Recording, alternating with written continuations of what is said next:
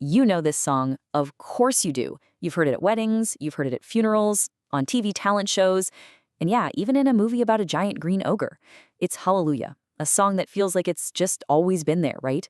But its story, man, it's one of the most unlikely, most incredible journeys in music history.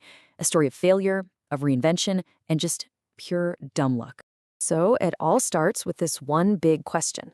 How does a song that took nearly a decade and get this, almost 200 different verses to write, end up getting completely shot down by its own record label? Just flat out told, nope, not good enough for America. And then somehow, through this wild series of chance encounters and total reinterpretations, become one of the most famous, most covered songs on the entire planet? So how does that happen? Well, for that, we've got to go all the way back to the beginning. Okay, so this story, it all starts not with some flash of inspiration, but with years and years of just agonizing work by the one and only Leonard Cohen. Yeah, this song didn't just pop out of nowhere. Cohen spent the better part of a decade hammering away at it. He wrote an estimated 180 different verses. It wasn't just songwriting, it was an obsession. He was wrestling with this massive idea, just refining it and reworking it over and over, until it finally took shape in 1984. And I mean, this struggle was real.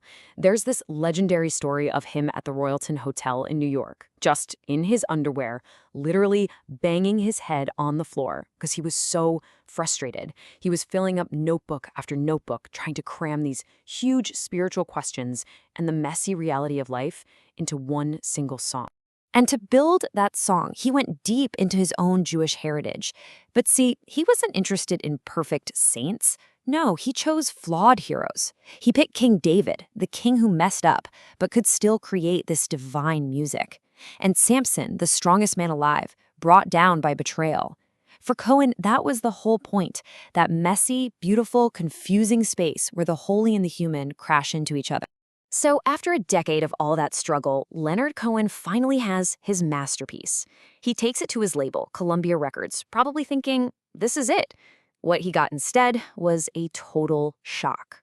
This right here, this has to be one of the most infamous, most brutal lines in the history of music. The president of Columbia Records himself, Walter Yetnikoff, listened to the album and basically said, Leonard, we know you're great, but we don't know if you're any good.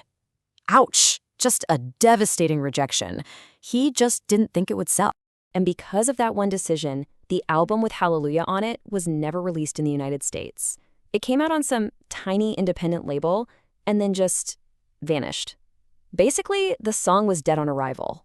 But, great songs, they have a way of sticking around, right? Hallelujah didn't die, it just went underground, waiting for other people to find it and, more importantly, to completely change it. And the first hero in this part of the story is John Cale from the Velvet Underground. He heard Cohen's version and he stripped away all those cheesy 80s synthesizers and the big gospel choir. He boiled it down to just a raw, haunting piano and his voice. He basically saw the incredible song that was buried underneath all that production. Okay, and this is where the story gets really wild. So Cale asks Cohen for the lyrics. And what does Cohen do? He faxes him 15 pages of verses. 15. Cale had to become an editor, sifting through this mountain of lyrics to build his own personal version. He ended up mixing the original biblical verses with some of the more cheeky, secular verses Cohen had been trying out live. Then came Jeff Buckley. Now, he heard John Cale's version, not Cohen's original, and he transformed it all over again. He swapped the piano for that now iconic, shimmering, reverb-soaked electric guitar, and with that unbelievable voice of his, he turned the song into something totally ethereal, fragile, and just deeply romantic. And Buckley, he was not shy about what his version meant. For him, this wasn't about God or religion at all. He famously called his version a homage to the hallelujah of the orgasm. It was about earthly, physical, sensual love. I mean, what a radical redefinition. And it was that version that really connected with a whole new generation. So the song had been reborn in the indie world, right? But its journey from indie darling to a song your grandma knows, well, that came from the most random place you could possibly imagine. A kid's movie. Yup, Shrek. I'm not kidding. Back in 2001, the filmmakers needed a song for a sad little montage when the ogre gets his heart broken, and the song they picked was Hallelujah. So all of a sudden, this song born from intense spiritual struggle was being heard by millions of kids and their parents, and it became forever linked to a lonely green guy in a swamp. And the story gets even weirder. So because of some boring licensing issues, the version you actually hear in the movie is John Cale's. But the version on the multi-platinum selling soundtrack album, that's a completely different cover by Rufus Wainwright. This little bit of confusion, though, probably just helped the song's fame spread even wider. But the absolute peak, the moment the song just took over everything, was in 2008. After it was used on the UK's version of The X Factor, a fan campaign started to get Jeff Buckley's version to #1 in protest, and the result was just nuts. Hallelujah held both the #1 and the #2 spots on the UK charts at the same time with two different artists. Even Cohen's original snuck back onto the charts. It was a total Hallelujah takeover. So by this point, the song's transformation was complete. It didn't belong to Leonard Cohen anymore. It didn't belong to Jeff Buckley. It had become something else, something bigger. The song's greatest strength became its flexibility. Think about it. It was used to mourn national tragedies like 9/11, but it was also used to celebrate the joy of a wedding. It felt just as right in a quiet church as it did being belted out on a reality TV competition. It became this universal container for pretty much any human emotion you can think of.